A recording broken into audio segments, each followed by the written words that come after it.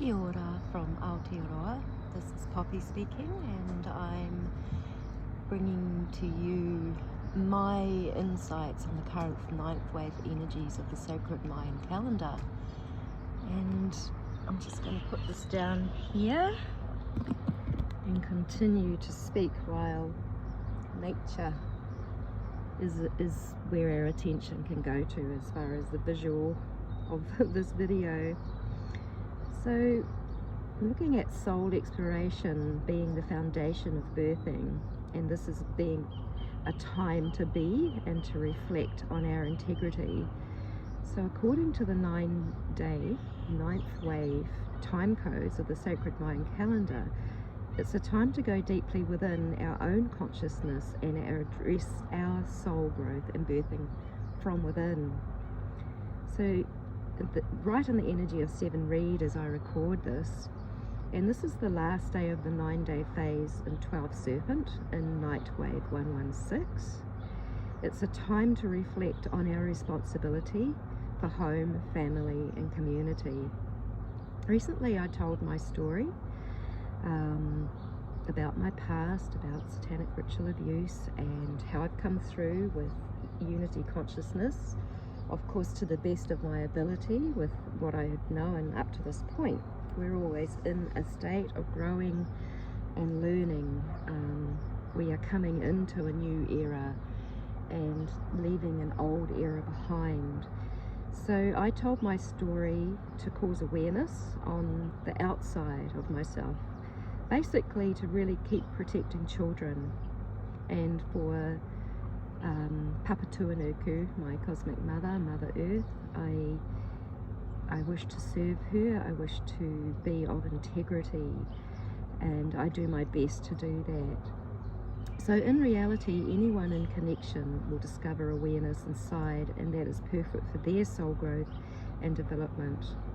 In any given moment, we are naturally doing the best we can with the awareness we have, and this can give us the illusion that we are doing things right. New Earth is not based on right and wrong or any other separation that is of duality. It doesn't make any sense now, or it doesn't help anyone else by deeming something right while deeming something wrong.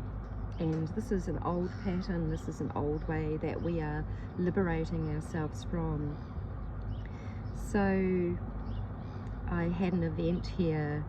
In my meditations I became aware that there was some negative talk going on behind my back within the community, and then it was confirmed, and I got to see that it was a little bit of a crowd, and that people are being informed according to other people's perceptions, particularly even to do with the fact that I was part of satanic ritual abuse, and who I am and who I associate with and how I go about my business now.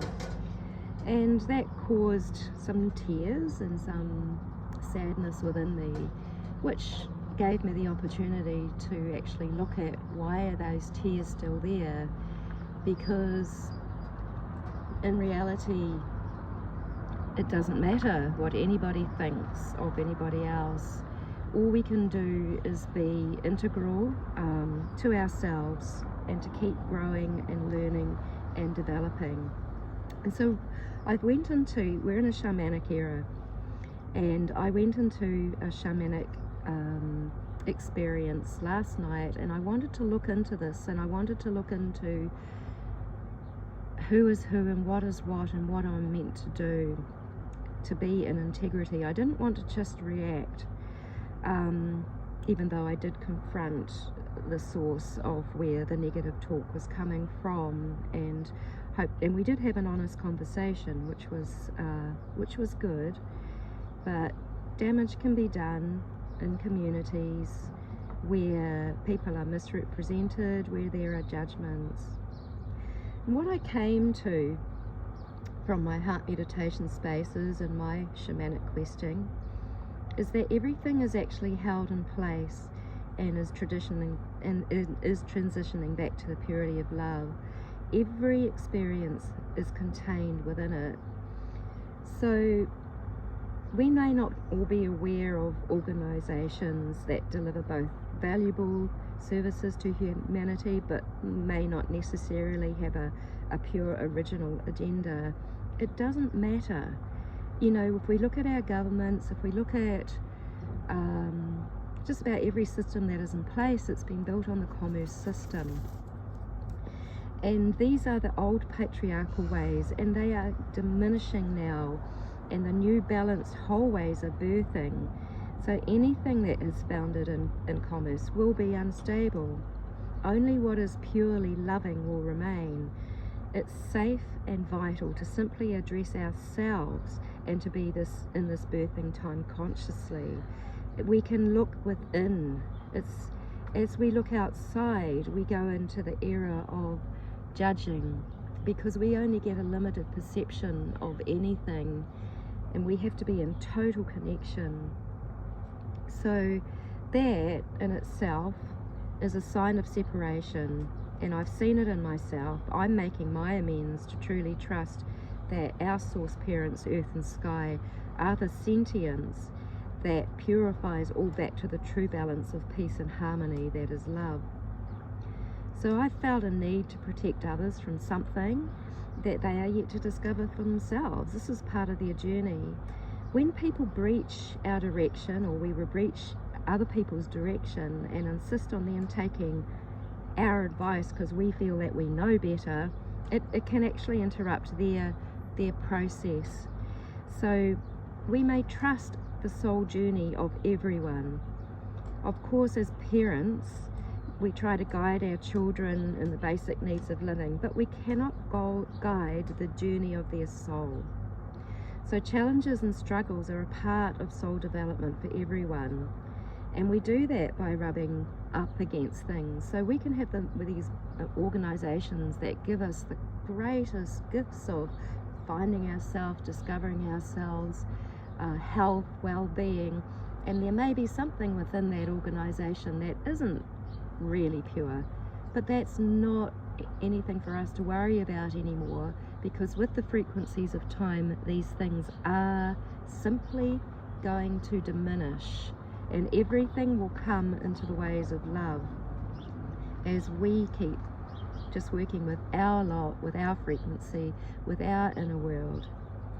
And I was saying before, challenges and struggles are a part of soul development for everyone, and we as humans are not responsible to make it perfect for ourselves or others. Instead, our greatest gift is to know ourselves in connection with all that is. In true connection, there is trust and faith. It takes such a burden of responsibility off our shoulders. I've been questioning my sense of responsibility, even in delivering these messages to others. Like, where is my responsibility and what is it? I can just say something that hopefully will cause the world to be a little bit of a better place, and something that you resonate inside because you already know that, you already hold that truth. So in my meditations last night, I did say to Papatuanuku, my earthly mother, yes, I will share what I know, I will share my story, I will share what I'm discovering about consciousness becoming integrated, about oneness, about unity consciousness. So in the depths of our consciousness exploration, we see ourselves, and only from then can we see others. In the depths of our meditations, we see where we lose ourselves to others, to identities, to judgments, and to things. It's really a time to build and establish our connection and to live from it. The 0 point of ourselves is in our heart, and the heart will guide us in each now moment to be the part of the balance and harmony of the new earth existence. That's all we need to do. We don't need to bear a great weight of responsibility for the way things are. All that is not of love will continue to drop away in this great purification time. It is as it's a quantum dynamic that goes with the quickening of time, and this is just a frequency. It's not as time is not as it is commonly seen among people. So we have a new 9-day phase in 8 Jaguar that begins on, like 24 hours from here we'll be in it. that will be the 6th of August in my country, but for a lot of the world it will be the 5th of August, depending on where we are. And this time is the integration of the shamanic self that we all have access through a myriad of forms of consciousness exploration. So this is in the Dare Tracina of healing, strength, grace and peace. Let's remember that every plant, herb and element of Dare's foraging has a place when consumed consciously for the healing properties that it brings. The old paradigm may have sought to limit our access to nature and native ceremonial traditions, and all that is unlike love is leaving us through our conscious awareness and expression now.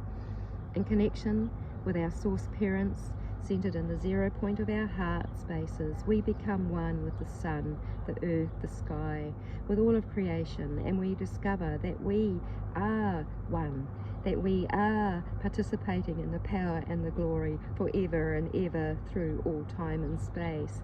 We can find this reality in our shamanic questing, and it's just beautiful. This is when you will feel the cosmic energy going through your whole being, and you may start to feel yourself in a capsule of energy can expand until you feel like you are one with the universe, and that is truth. And then we become strong, we become unafraid, we become self-determining, all-encompassing and self-generating, and what is unlike love drops away from us.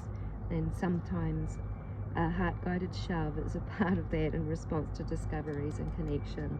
In our shamanic space, we get to see the guidance and what is true for us, what is what we need to do, what energies we need to release, what people perhaps that we need to make a break from. For us, you know, it's all different and we're all one, but it's where we position ourselves amongst that. So with all the balance, with all the love that we can. So I'm just really focusing on the sun, this beautiful portal up into the higher heavens, into that dimension. I just notice how it's becoming so much bigger now. It is, to me, it is this golden gateway. The next full moon, we will be in the energy of one sun, and I think that's very exciting. I'm loving these Mayan energies, I'm loving these codes. I choose to direct my life by that. I find that it's a way that I can come into integrity in my being by being one with these Mayan energies, which are the time pulses that do come directly from the cosmic axis. Look at that rainbow light. That sun is very, very active. There's so much changes within the earth, within the sky, within us, because we are all one. And I thank you for listening to my message today. Thank you for being one with me on this journey, whatever your journey is. Blessings. Aho.